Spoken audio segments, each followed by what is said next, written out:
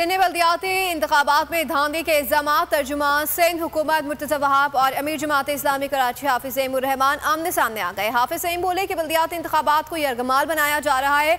PTI के नुमाइंदों से कल गिरफ्तार किया गया। मुर्तज़ा वहाब का जवाब कहा कि हाफिज सईमुर रहमान फैसला कर ले, क्या PTI और जमात इस्लामी में इंजमाम हो गया है?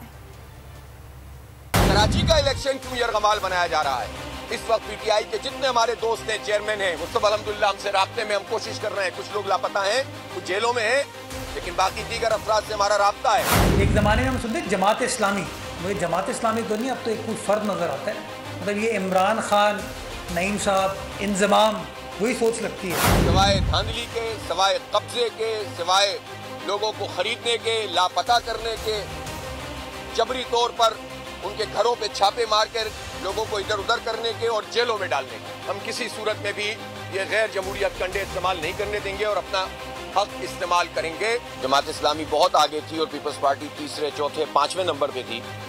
वहाँ अपने RO के जरिए से नंबर बदलवा के रिजल्ट जारी करवा दिए गए। लोगों ने हमें वोट दिया और अब हमारी जिम्मेदारी है, पाकिस्तान पीपल्स पार्टी की जिम्मेदारी है कि वो जो वोट मिला है उसका हक अदा करें। और उस हक अदा करने के अंदर अगर ये लोग रुकावटें क्रिएट करेंगे तो ये कराची की आवाम की खिदमत नहीं कर रहे।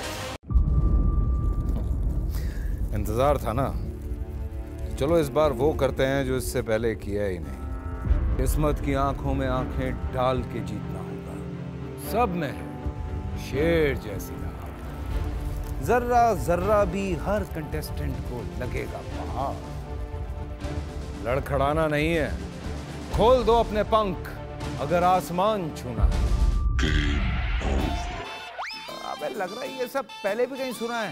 एंटरटेनमेंट की गारंटी जनाब, क्योंकि यहाँ खेलोगे कूदोगे तो बनोगे नवाब। खुश रहो पाकिस्तान। खुश रहो पाकिस्तान, बुध और जुमेरात शाम 7 बजे सिर्फ बोल एंटरटेनमेंट पर। सब्सक्राइब करें और बेल दबाएं ताकि कोई खबर रह न जाए।